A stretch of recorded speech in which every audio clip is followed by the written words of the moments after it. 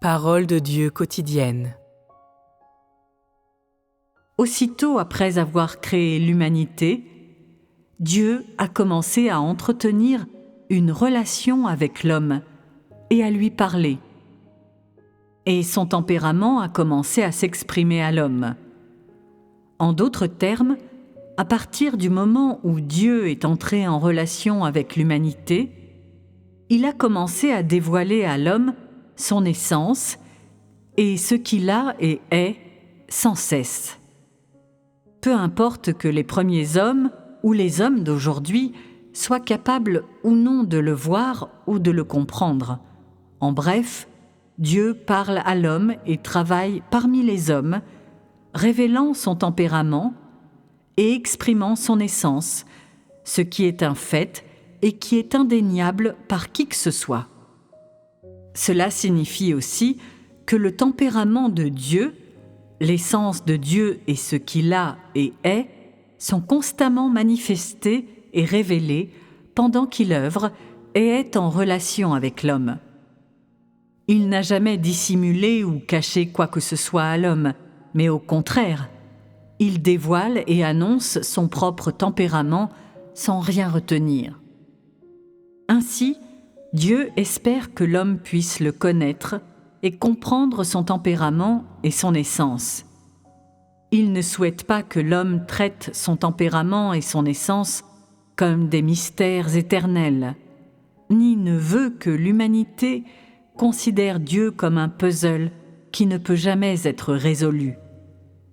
C'est seulement lorsque l'humanité connaît Dieu que l'homme peut connaître la voie à suivre et être capable d'accepter la direction de Dieu. Et seule une telle humanité peut vraiment vivre sous la domination de Dieu, vivre dans la lumière et vivre parmi les bénédictions de Dieu. Les paroles et le tempérament manifestés et révélés par Dieu représentent sa volonté, et ils représentent aussi son essence. Quand Dieu entre en relation avec l'homme, peu importe ce qu'il dit ou fait, ou quel tempérament il révèle, et peu importe ce que l'homme voit de l'essence de Dieu et de ce qu'il a et est, ils représentent tous la volonté de Dieu pour l'homme.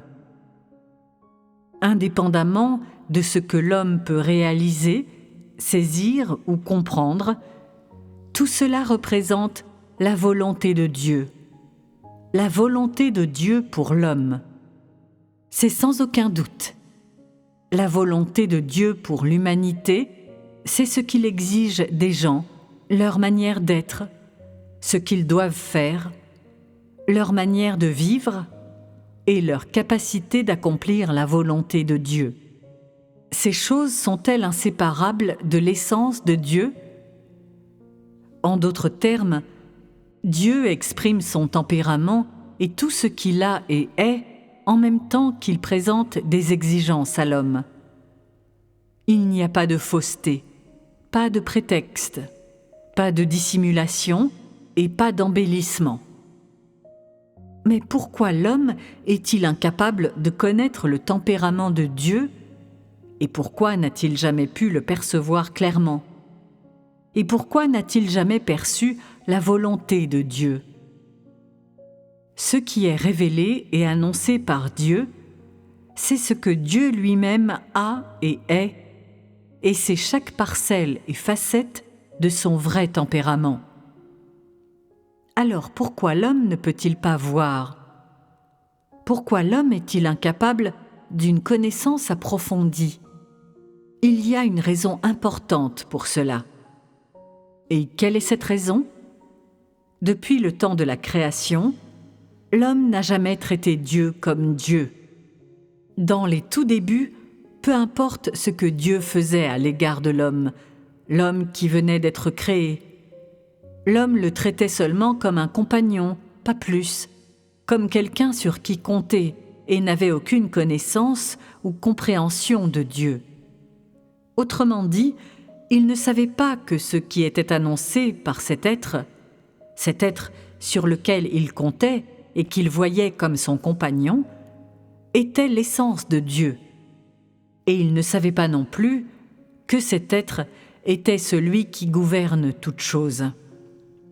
En termes simples, les gens de l'époque ne reconnaissaient pas Dieu du tout. Ils ne savaient pas que les cieux et la terre et toutes choses avaient été faits par lui. Et ils ignoraient d'où il venait, et de plus, ce qu'il était. Bien sûr, en ce temps-là, Dieu n'exigeait pas que l'homme le connaisse ou le comprenne, ni qu'il appréhende tout ce qu'il faisait, qu'il soit informé au sujet de sa volonté, car c'était au tout début, après la création de l'humanité.